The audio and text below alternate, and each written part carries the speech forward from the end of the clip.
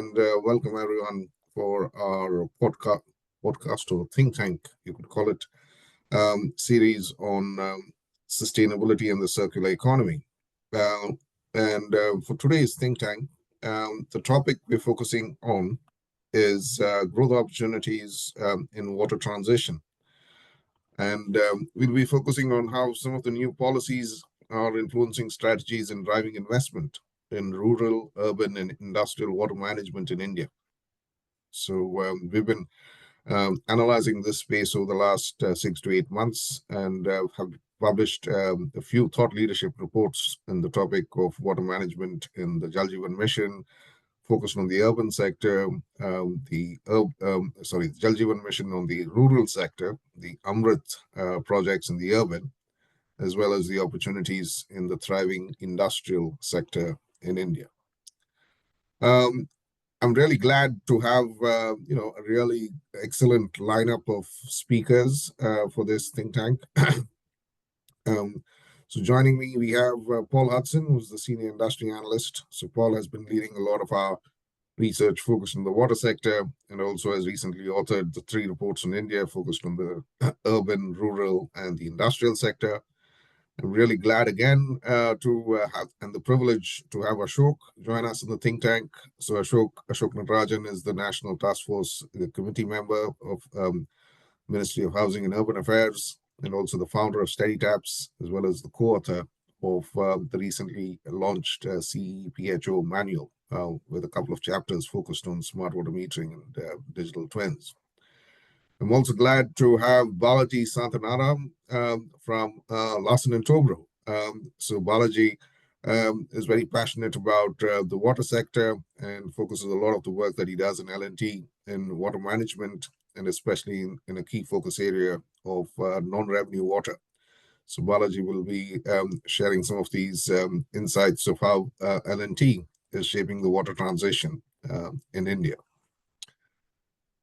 A quick slide for us to kick off this think tank is the 6P framework. So the 6P framework is something which we launched a couple of years ago. It's quite a transformative framework we're seeing and seeing a lot of resonance amongst a lot of our clients and stakeholders when we discuss this. In the context of India, it's quite clear. The policies are shifting the needle as well as increasing the investment when it comes to the water infrastructure and services in India. The Jal Jeevan Mission has been quite a transformative program, ambitious program of providing water services for close to 800 million people in 600,000 villages. And we're seeing some really interesting policies. The recently announced liquid waste management rules as well is shaping the direction of technologies and investments. And what these policies are doing are basically they're influencing the design of the products which are used for water and wastewater treatment. So looking at how you can really reduce the footprint of these products, but also how you can enhance the handprint of these products. The third point is processes, because I think increasingly, not just globally, but also in India, we see a huge focus now on the carbon footprint. How do you start mapping some of these key activities of not just water, but the linkage between water, energy, and materials, and start addressing issues around Scope 1, Scope 2, and Scope 3. The fourth and the most important one is people, and not just people, but the different personas that we have amongst people. So understanding both on the supply side, individuals like Balaji and himself, how can they be provided with the skills and expertise to really shape the sustainable journey in the water sector? But also on the demand side, how do you understand the customers and the different personas and making sure you're taking them on board on this journey of sustainability and circular economy? Because any transformation is not successful unless you take the people on that journey. And the fifth and the most exciting one, even in the context of India, is partnerships. Because when it comes to sustainability and circular economy, no one can do it alone. And we're seeing some really exciting partnerships taking shape in India of different companies from different, diverse backgrounds and capabilities and expertise coming together and contributing to tackle the key challenge of water services in India. And the sixth and the most important one is a platform. When you start off with a policy, it's quite important to see how you've achieve some of the goals that you set out right at the beginning. So it's not just measuring, monitoring, and reporting, but I think going forward, the big focus on ESG, environmental, social, and governance, there's going to be a big push when it comes to verification, some of these metrics. When you're reporting that you've saved X amount of water, that's true, and to avoid greenwashing.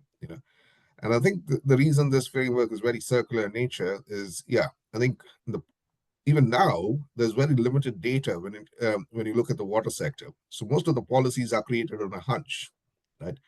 But I think going forward, we could see there's going to be a lot of platforms with a lot of data, where then policymakers will be able to leverage that data to both develop and also then issue some targeted measures in making sure we achieve the goals that we set out to the water sector. So on this note, I think I would like to open it up to Ashok. Ashok, if you want to share your screen, I think there are a few slides you wanted to kick it off, and then I'll pass it on to Paul, and then we can take to Balaji. Thank you, Fred. I hope you can see my screen. Yeah, we can, Ashok. Yeah. This is I'm taking a cue from whatever you spoke in the introduction in terms of India becoming a 5 trillion economy and how water plays a very important role in it, and how a restructuring of our utilities as well as our industries will play a key role in it. Even though we have 18% of the population and we just have a very finite resource with us, so we are faced with increases challenges in this place. All of you know that 54% of India faces extremely high risk of water stress. But on hand, if you see the chart above on the left-hand side, is what we call as the water demand is continuing to really grow exponentially. The domestic sector is in 2030 will almost be about 96% growth in terms of the demand. Industrial sector will be close to about 125%. Whereas the agricultural is moderated to be about 10-12%, primarily because the Indian government is also thinking of bringing in recycling of water into the agricultural sector also. So there is a supply and demand gap in a big way, and it is expected the per capita availability of water will decrease drastically. Compounded by this issue is all of our wastewater plants. Only about 30% of the wastewater is being treated, out of which many of them are not working. And that is why the government has come forward in the new Amrut 2 program for giving a fillip to actually rehabilitate all the existing STPs and making them up to date in terms of by retrofitting. So all these things adds a lot of risk, especially the regulatory risk in the country. So if you really see the top 11 cities, which are basically the industrial clusters of India, are all in the red zone. They are all running out of water. That's a very big thing. Whereas on the eastern part, there is surplus of water, and there is moderate water in the central and in the Mumbai region. So if you really see, these are the methodologies with the Indian government, both through the Jal Jeevan as well as through which is primarily for the rural and the urban program through Amrut, have tried to address it by wastewater recycle and reuse policies, increase water supply, and reducing the wastages. So if you really see the challenges in the urban water system, is that we don't have pressurized systems. So the result, there is a lot of contamination of drinking water in the distribution line. And we do not have a 24/7 drink from tap system right now, except for a few one state or one or two states. The rest of the states do not comply to these norms. And we do not know what is our NRW level itself. And basically our asset quality in terms of asset management, in terms of upkeep, and the service level benchmarks are pretty poor. So if you really see the key challenges is, if you see the current operation, we do not operate the utilities, the municipal bodies as a utility itself, and hence the structure itself is pretty weak, very low level of service levels and less motivation of the staff. And really the investment where to put in, because we have two large financial instruments right now operating in the country, which is about $40 billion each. And both of them, the asset condition is still unknown in many of the places. Non-revenue is undetermined, and also capital expenditure is not well defined. So really to see in the future where the cities will grow, how the urban local bodies will grow. There are about 6,000 urban local bodies in India, other than the rural towns and class one towns that they are called. We have a high growth rate of very many smaller cities too. So how to cater to the requirement, how to allot the capital expenditure and the divided responsibility by city and the peripheral is a big challenge. So our compounded is our big problem is on the wastewater treatment side. We're close to, if you see the red one that is marked in the below chart, row number 4, about almost 102 sewage treatment plants are not complying. Means they are non-operational. They are just not working. But other than the list that is there, close to about almost 30% of the rest of the thing do not complying to discharge norms of the country. The big program that came into India was the Jal Jeevan program, which is a 60,000 crore outlay, which is actually ending this year, which is actually providing functional household tap by the year 2024. It started in 2019, basically to improve the quality of life and ease of living.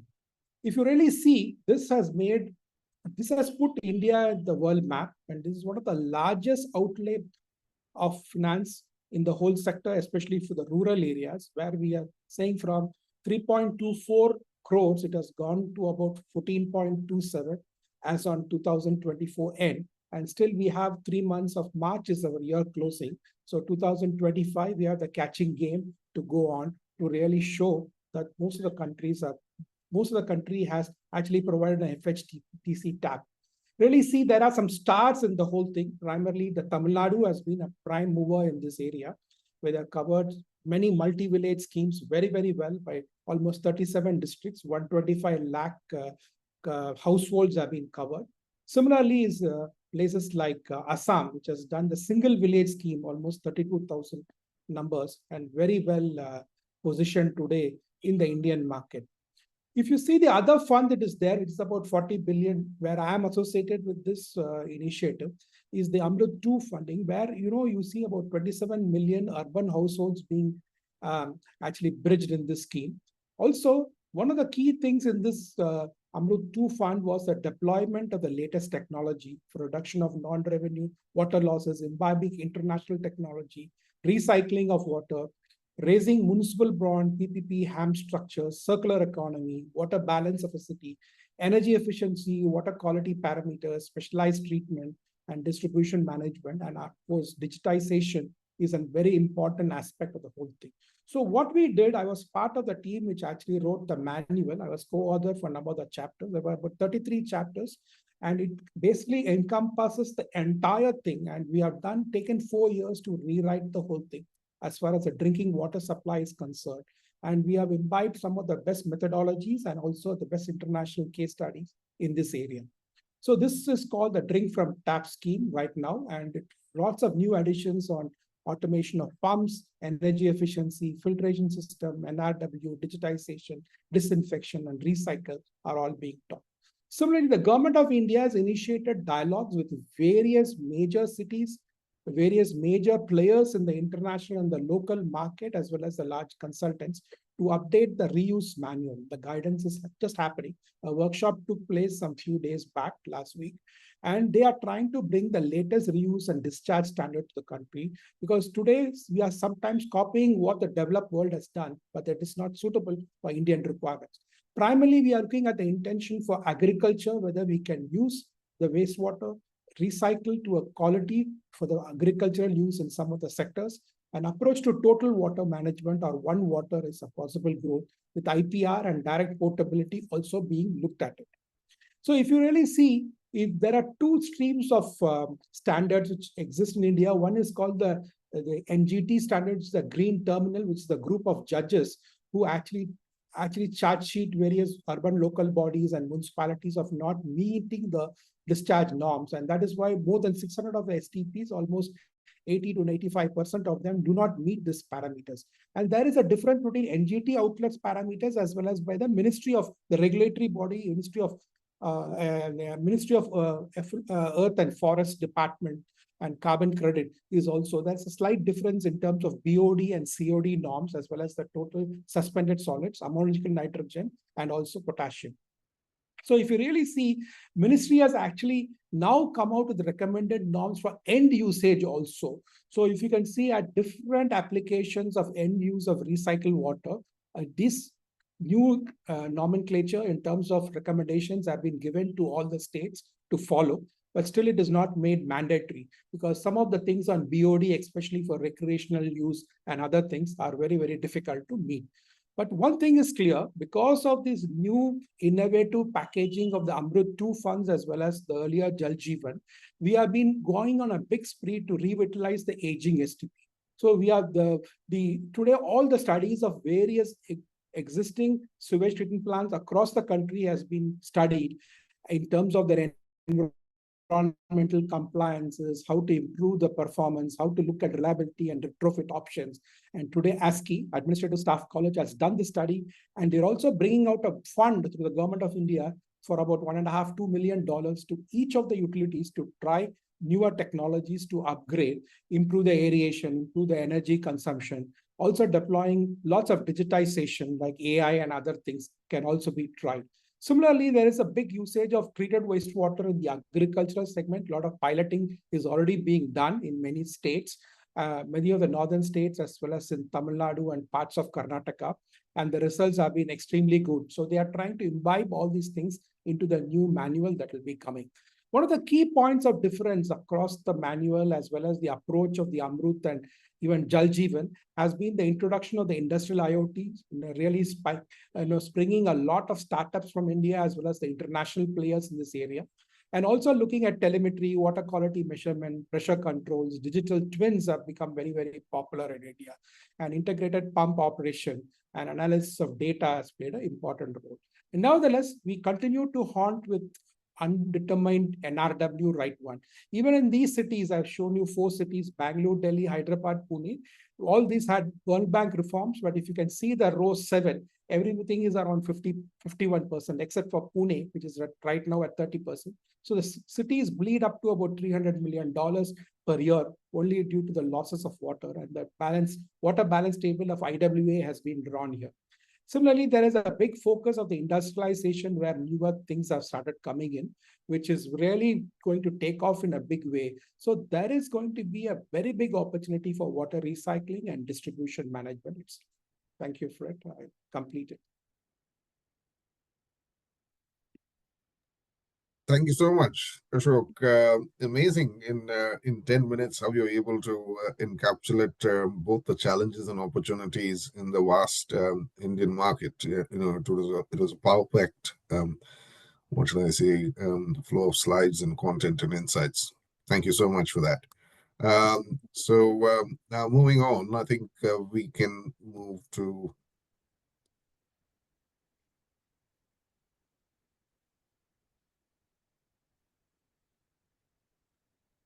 Paul. Following Ashok's opening remarks on India, I think this is one slide you put together summarizing some of the top level metrics you have on India, right? Yes. So do you want to share your opening remarks for the 3 key markets? Yeah. So we recently completed 3 reports focusing on India. And what we have seen is we have studied how policies are influencing the expenditure towards water and wastewater infrastructure in India. Specifically coming to the Jal Jeevan mission, as Ashok has already mentioned, almost as on today, almost 80% of the rural households have a functional household tap connection.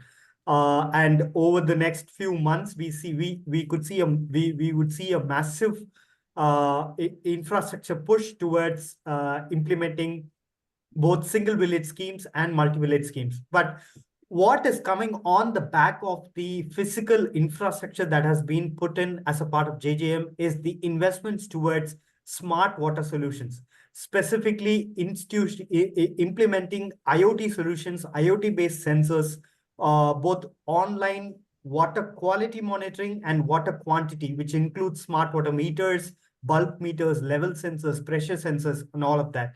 And also pump controllers, valve controllers, all of that in one. the idea of the smart water solution push by the Indian government is that there is some kind of accountability in terms of how this infrastructure is functioning. So they are guaranteeing that every rural household will have 55 LPCD in terms of quantity, and the water quality standards will meet BIS 10,500. So that is the commitment they're giving. And based on that commitment, they want to track all of these through IoT solutions. And that's why we see, as of this year, we've seen a spending of 166 million in total, of course, with states like Assam, Uttar Pradesh, Tamil Nadu, Karnataka, Maharashtra, and some parts of Gujarat as well have already invested into developing smart water grids in the aspect of Jal Jeevan mission. So basically, they are monitoring all of the infrastructure from the pumps to the overhead tanks, and also the reservoirs from where the water is sourced. Even so, multi-village schemes have been the prime focus of implementing IoT solutions, but we are seeing that being translated towards single village schemes as well. Coming to the urban water and wastewater infrastructure, we see that today's expenditure is about 9 billion, but we are going to see a big spike in expenditure over the next few years, especially going up to 2032. We are going to see it increasing it to up to 18 billion. Of course, this includes the entire water and wastewater infrastructure, including treated wastewater reuse infrastructure. Now, why the government has been pushing this aspect is they have, starting from their policy of smart city mission, starting from 100 smart cities, they have increased or expanded the scope of a proper water and wastewater infrastructure across all of the urban agglomerations. And that's why we see a massive spending that is massive investments happening, especially in the urban context. More importantly, they want water security. Water security has become the core for all of the urban centers. And we have seen, at least within the last 2 years itself, many cities, especially Bangalore, was on the verge of being zero day, which means that there was literally no water available. So those kind of situations can be avoided, and it could be avoided if there is proper optimized infrastructure in place. And this has become a core theme in the policy with the measures of water security, proper planning, implementation of IoT systems to ensure that everything is digitalized and there is visual dashboard for accountability, and much more reliable and resilient infrastructure. So that is going to drive a massive investments over the next few years, especially in the urban context. Coming to the industrial context, India is aiming to become a 5 or 6 trillion economy over the next few years. And we've seen, in spite of the COVID trough, we've seen that India not only has been robust in terms of growth, but it has also flourished post-COVID. So we're saying, in spite of all of the headwinds that are in the global market, especially the manufacturing sector is flourishing in India. And we've seen new sectors like semiconductor, green hydrogen, and a bigger push towards pharmaceutical sectors being driven by specific agenda by the government to ensure that these are on top in terms of global export from India.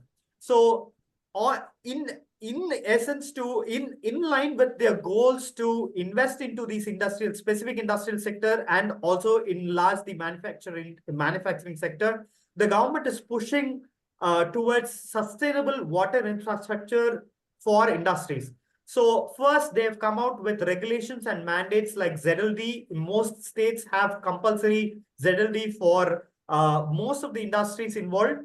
And on the top of it, they are also supporting one of the things in India is that we have a lot more MSME industries, that is medium and small scale industries, and they are not able to invest or invest a lot of money into wastewater treatment, and especially the effluent treatment, or even the ZLD. So they lack in that regard. So how government is filling the gap is that they're through the respective departments, through the respective industrial departments, they are specifically allocating some funds for CETPs, centralized effluent treatment plants, in which the cluster MSMEs can connect their wastewater to that CETPs and get their wastewater treated.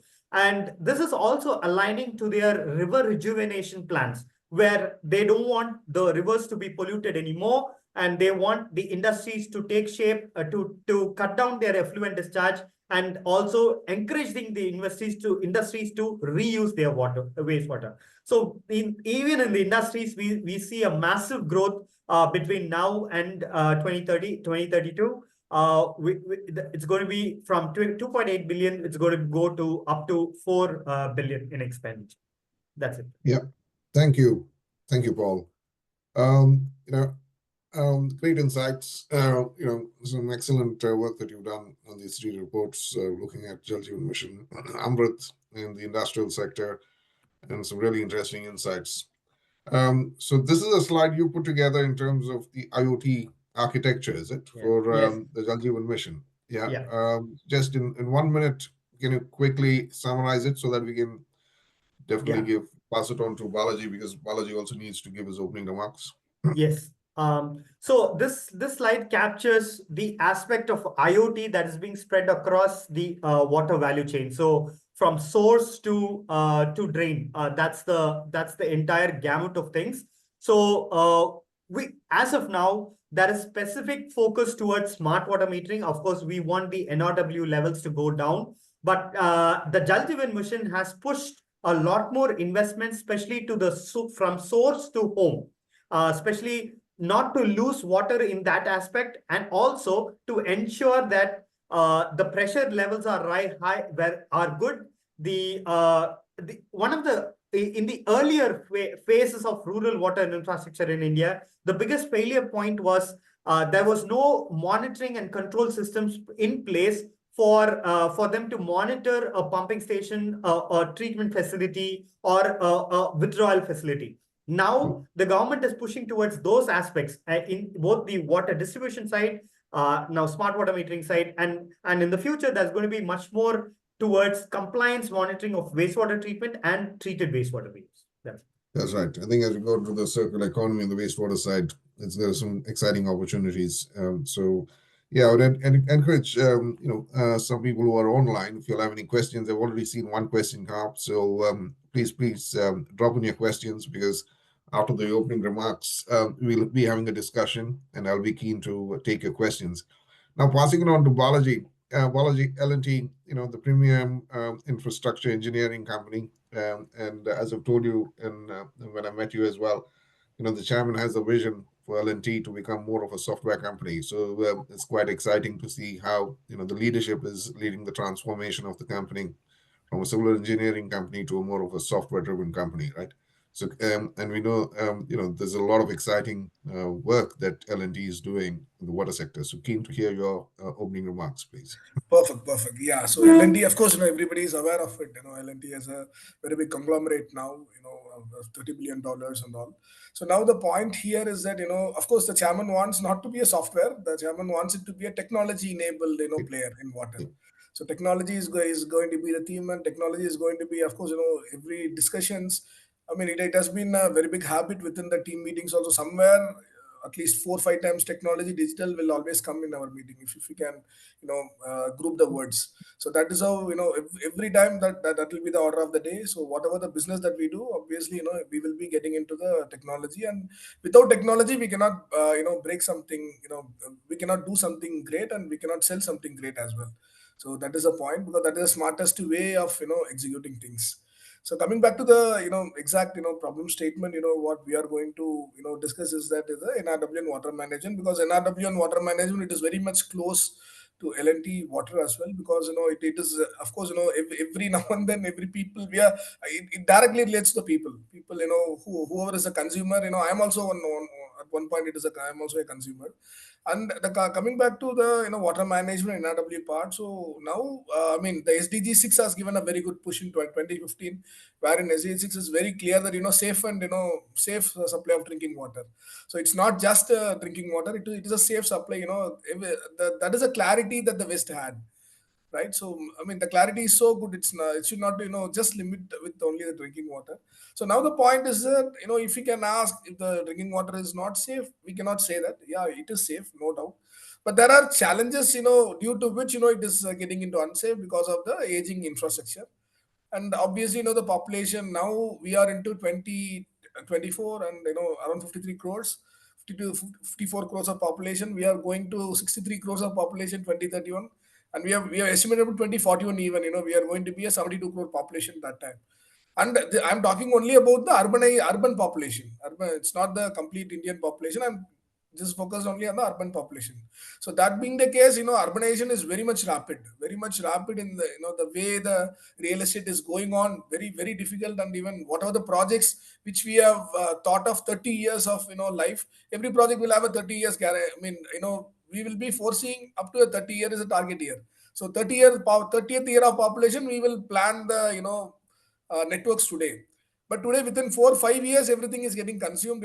It's going beyond prediction. Even the scientific firms also, they don't know. Even sometimes they are also raising hands as well.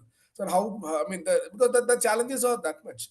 So now how to control? See, challenges obviously there, and of course West has contributed a very good detailing. Of course we follow West in terms of many technologies. In we import rather it can be from acoustics or any technologies per se of IoTs. So we really import from because this is the from good learning we can take it a better aspect.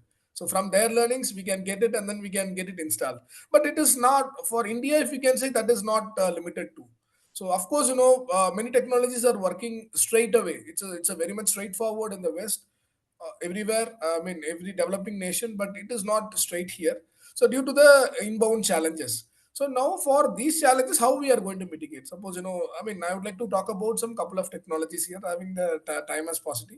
So one Yeah. is the digital twin, digital twin with AI, because we are not restricting only with digital twin, because mostly digital twin are like putting a plug and play device. That's all. If you plug, the data will come. So many digital twin systems are limited only to that. But we are talking about a digital twin with AI. So that is the biggest point, which is the biggest enabler, and we are targeting majorly in the NRW sector, and that too we are very much focused on the distribution system, whom so far no one has get in. So it's like up to distribute. I mean up to the feeders, not a problem. Up to transmission system, the problems are not much high, because there are no much tapping points.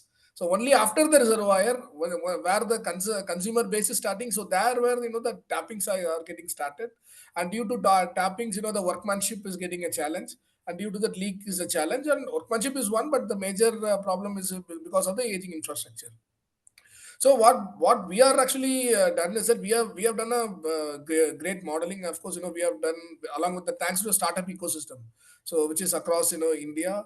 So we have deployed them in our own projects. We have developed something. We have co-created, and now we have piloted, and we have seen the success as well. So with the digital twin and with the AI as a enabler, we are able to detect the leaks in the network, leaks in the distribution network. Because why I'm stressing distribution, transmission very easily due to the pressure management it is possible, but distribution it is not. Why it is difficult? Because it is mostly gravity. Mostly the gravity based systems are in place wherever reservoirs are there. But now only the pumps are coming up. So those are now in the CPHO manual also it states. So now VFD pumps are in place, but rather mostly it is going as per the the present infrastructure. So pumps may be future, but whatever has been existed, so that will go as it is only. So there, if you can see, complete gravity system, and pressure due to the varying demand in the sense, of course while we design the network, it is for 1.2 or 1.5 bar. But within some 2 to 3 years of rapid urbanization, of course, they have to tap some lines, and due to which the pressure levels are going down. So that is with the low pressure system we are able to achieve it. And third major thing is a intermittent supply. So intermittent supply, because many systems are failing. Many systems from the west are getting failed because I mean they are unable to mitigate, the system is unable to align with the intermittent supply challenges across India. So all I mean encompassing intermittent supply and then the low pressure and the gravity system. So I mean we at L&T along with the startup ecosystem, we have co-created some solutions. So wherein it's something like a plug and play, and very less IoTs. I mean IoTs will be involved, but they will be plug and play. It is not that it should be available all across. Within some 1 month or 2 month, any every DMA we can bring it down from any current level to the 20%. Of course, now it is the present manual CPHO manual says it is 10% actually. Last I Okay. mean it was around 15% in the last manual, but now it is 10%. So now without scientific means, it is like we cannot bring down the water losses, and we are bringing, that is one part. And second thing is, what is the advantage? So it will be iterative. So daily, if you are having smart meters, then no problem. The if you plug all the kind of systems there, the algorithm will run. So daily it will keep showcasing. Daily, it will give us the data. Array, leaks are here, leaks are there. So it is completely different from the present systems. So present, the idea is only the manpower is getting deployed. So manpower, if I mean for a city of we can take Chennai. So Chennai pipelines are 7,000 kilometers long. This, I mean, the overall pipelines. So 7,000 kilometers, how they can keep on foot by foot and all. It's a very difficult deal. So rather it is not a pressurized system, so that we can estimate some the losses. So I mean we are able to bring down the losses from any level to around less than 20%. So far we got it succeeded, but only thing is we need to run it through some policy and all, because this technology, thanks to the present manual, it gives many, I mean many gaps. I mean many, it has filtered many gaps, and then it is focusing some technologies to park, so compared to the previous manual. So this is one thing. And second technology what I am trying to get you through is a unified command and control center. So where Yes. L&T has established at UP. So there, the tubewell schemes are completely automated. And even I mean assume only one I mean one caretaker or one manager, one resource is sufficient to control around the 50 to 60, 50 to 100, we can say 50 to Oh, 100 tube wells. So that is the way it is organized. So that is one technology which we are using, wherein I mean it. And one more, the biggest point is that we have connected everything through VSAT. So since it is carried out in rural, so the connectivities and all was very challenging. So then we have gone for satellite service and all. So now that has become a big model all across. Other than other contractors and L&T also, they have to follow here. So at the end, what I'm trying to convey is that I mean IoTs and the technologies are going to take the world something else.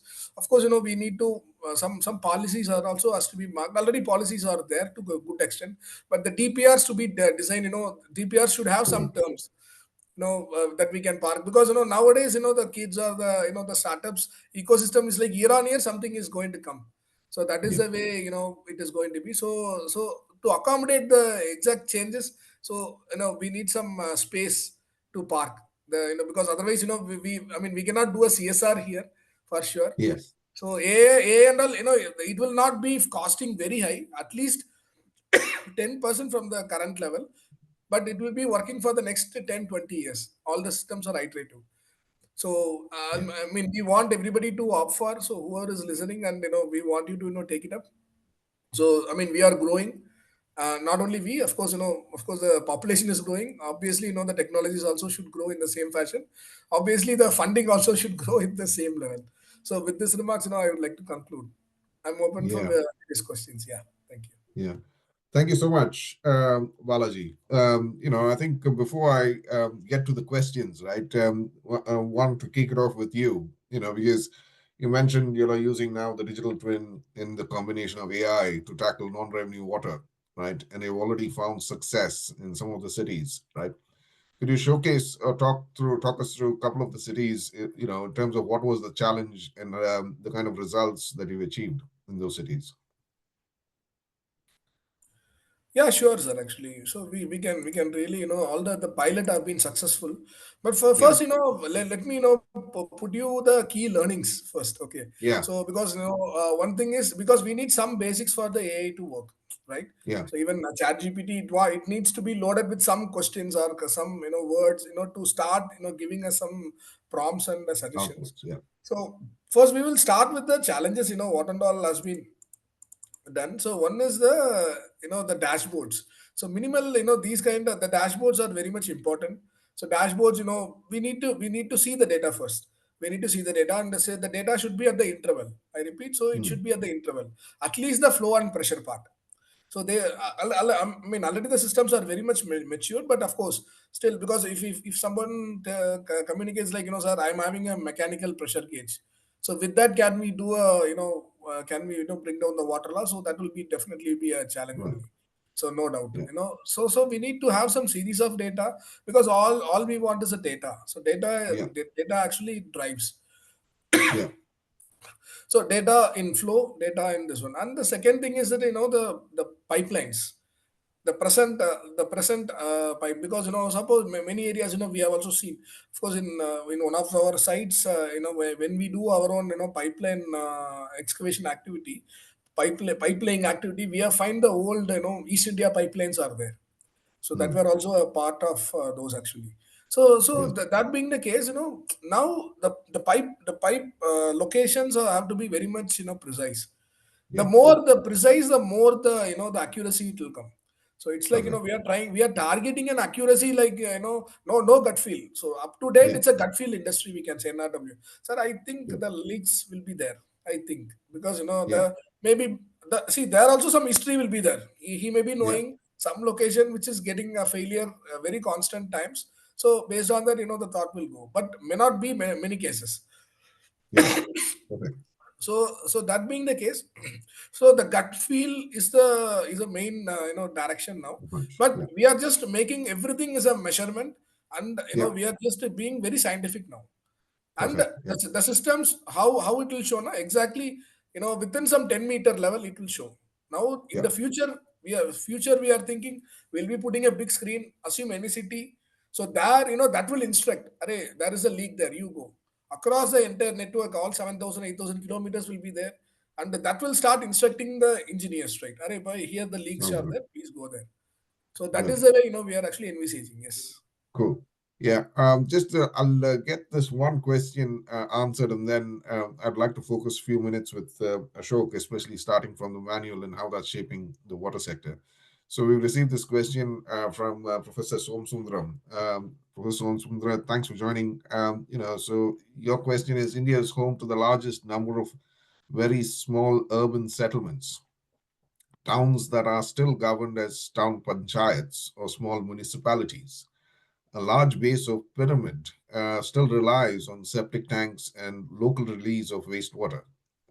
Is the small size of towns a challenge in taking forward the sewage networks and therefore the STPs? So, Ashok, you want to take this on in terms of what is the Yeah. challenge? Yeah. Thank you, Somasundaram, Professor Somasundaram. You see, that is the reason why today we are not allowing any of these people, smaller towns, to discharge it in water bodies or drains. Of course, still a lot of lapse is there, but that is the reason why fecal sludge management has been innovated in a big manner in India. There are customized products which are available today, and there are specific contractors and solution providers who are actually doing at the last mile connectivity of actually helping the septic tanks to be cleaned and properly treated in a system like that. There is also another system which India is actually innovating in that area, which is popular in some of the South American countries, is called small bore system. Putting a sewage line for large cities itself is very difficult, especially in the traffic congestions, and especially when you have to go 4 meters down to lay your drainage pipes. It's far more difficult, and when you don't have a concentrated population like in a village or panchayat. So this new technology called small bore systems have come, and these have already been implemented in Baroda, adjoining villages of Baroda city. So these have been quite successful. So that is why we are very much concentrating on these issues of creating the right FSTP products. And that is the reason a lot of money is being spent in this area of capacity building, the cleaning of the septic tanks, getting that septic output in a proper manner and not really discharging them into the open drain. Other normal practices which has been for smaller villages to also to do that, actually bring the septage through various transportation system to the nearest STP, the large STPs in city which is adjoining the villages. Like this happened some time back in Chennai, but has not been stopped, which is called decantering technology, which we bring in and try to offload it by the transportation means. But this is not very effective, and it also brings a little bit of a different mix to the requirements of the STP itself to function, because the COD loads, particularly in septic, is very, very high. So that is what it is not meant to function like that, a normal standard sewage treatment plant. So that is why all these innovations have come in, and CPHO has come out with a very, very clear guideline in this area. And that is why we are insisting a lot of the startups to get into it. And that is why we find a lot of innovations in this area happening in India right now, because these are all primarily homegrown. These are not coming from the West or any other country. Primarily, it has been developed in India and very, very successful. Some of the states like Orissa, Tamil Nadu, Gujarat are extremely forward, especially Gujarat. Especially Orissa has done fantastic services in this area. And there are well-documented cases for this. Yeah. Thank you. Thank you. Thank you, Ashok. There are quite a few questions coming up. Before that, I just want one question to be addressed to you, Ashok. I think you've been instrumental in the CPHO manual, and I think that's quite influential, as Balaji has also mentioned in his opening remarks. It seems to be the Bible that some of the companies are using in designing and specifying the projects. Could you tell us, what are the potential challenges, but also, what are the opportunities for the manual to actually drive both investment, but also more importantly, efficiency and productivity when it comes to water services? Yeah, thank you, Fred. It's a very big question, but I'll nevertheless try to answer it as precisely as possible. You see, when the manual was brought out in 5th February 2024, we actually, the government of India brought in a group of experts. I was one of the co-authors for many of the chapters. I was also the mentor for most of the chapters, that is peer review. And then we had an external company, even from US, having a look at it, because people who have written, especially AWWA, who have been associated with the EPA guidelines, have been involved as the investigators, and also for uprising in terms of the entire structure of the manual itself. We took some 4 years to write this, but what I can tell you is that there have been lots of challenges, because the take-up is not that simple in the country. Especially we are calling for a very high residual pressure now. See, earlier the schemes, as Balaji told, 2-meter pressure. Handling 2-meter pressure continuous water supply in a large DMA is very difficult. The pressure drops to the last mile. You have to use boosting and other things. Now the new manual says for the main cities, it has to be between 18 to 24-meter pressure. That means you have to use technology as an enabler. Like you have the fixed gravity-based system already. Your overhead reservoirs are already fixed for the next 30 years. You can't change them. You can't build new things, especially in urban clusters. There is no land for that. So what we do is we are using clever VFD pumping. Actually, we are bringing it down, bring it up. Like we have done it in, actually, this is happening already in Nagpur, parts of Coimbatore, and lots of other cities where these have been initiated, and Government of India is willing to look at a special incentive for all these type of projects, even if they are old. For example, even Pune is looking at particular some of the zones to improve the pressure, even though they have copious water supply, and there is a problem. Sometimes the pressures are high in certain zones and very low. As you know, the higher the pressure, the higher the NRW. So you have to manage your accountability in terms of the management of pressure itself, using various control valves and technologies in an effective manner. One such example is OCW, which does a very remarkable work in this area, because they felt that they are not able to bring up to a continuous water supply in these areas. So what they did was actually they were able to give only about 18 hours of water at the maximum, 70% of the area. But they were able to control the NRW to a large extent, but not sufficient enough to meet the 10% or a 15% benchmark. But it's still brought down very, almost by half. It has been brought down from close to about 60% to about 38, 37%. But the challenge is to increase the pressure. So we resorted to going in for cascading of pumps with VFD arrangements with SCADA interfaces and IoT pressure sensors. And this has proved very efficient. So this manual is talking not only about that, it is also talking about high efficiency. First time IEC 4, IEC 5 motors have been specified in projects.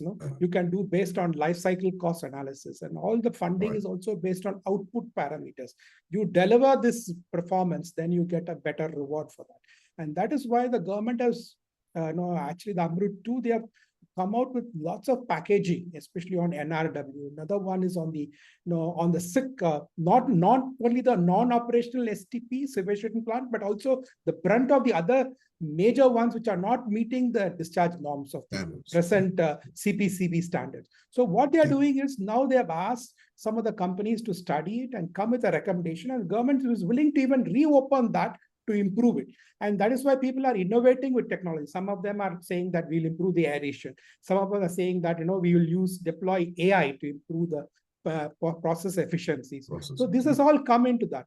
So, and then the most important aspect is we have been able to bring in the hybrid annuity model from our NMCG, Namami Ganga, which has been implemented in a couple of states, especially UP and other places, the large treatment facilities for the Ganga River itself. We have been able to replicate it at the state level in various ULBs. And that is why most of the cities like Chennai, the big cities are all going for these type of models, where, they bring in a long-term DBO, sort of a design-based operation contracts for 20 years, but the contractor is made accountable for delivering the performances. So these are things that have been got entwined with a lot of financial perspective, lots of financial modeling perspectives, tariff structure analysis.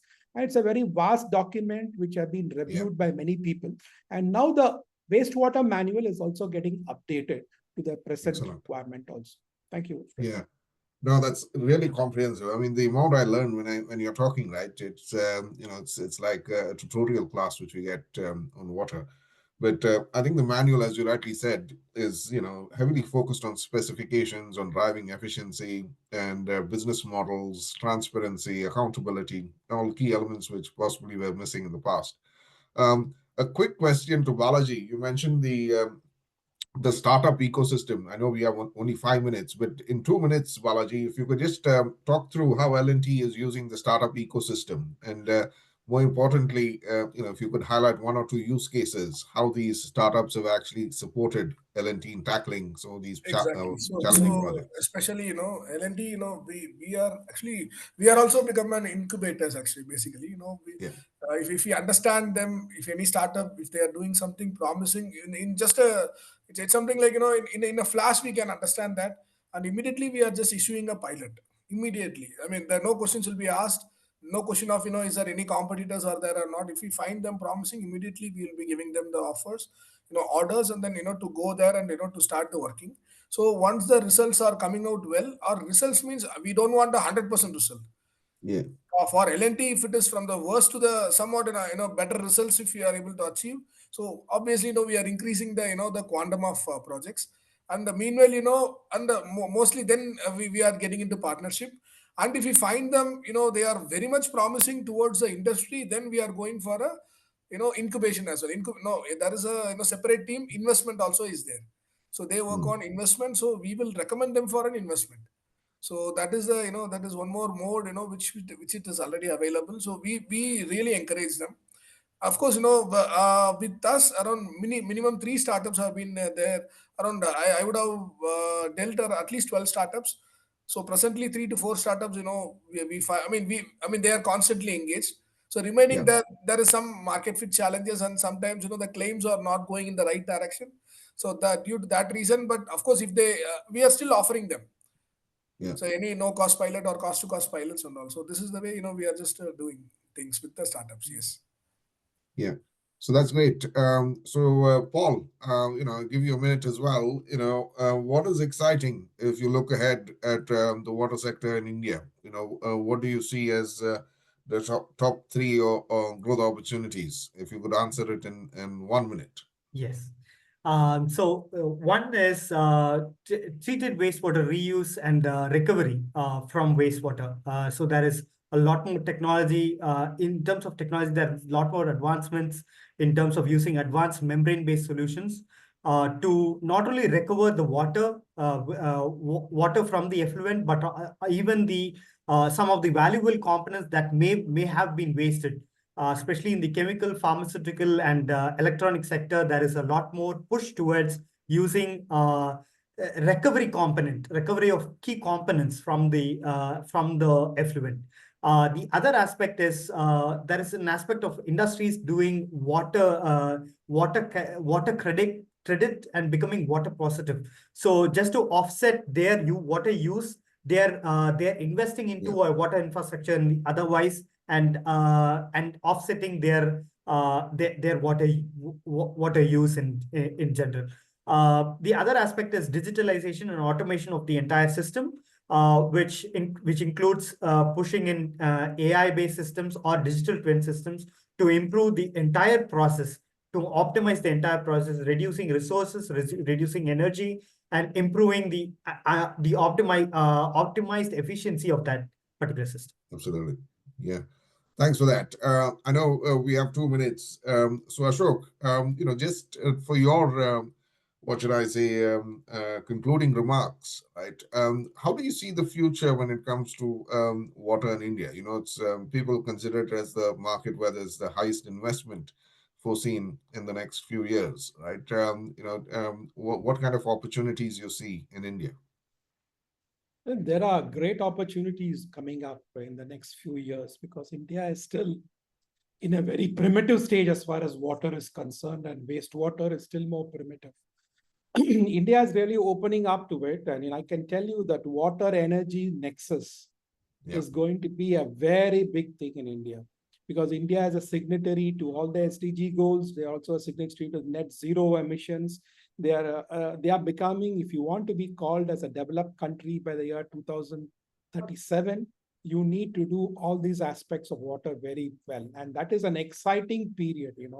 This is something which I feel that technology first time is playing a big role, and people are willing to spend big bucks on water performance-based contracts. So it's open to people even from overseas.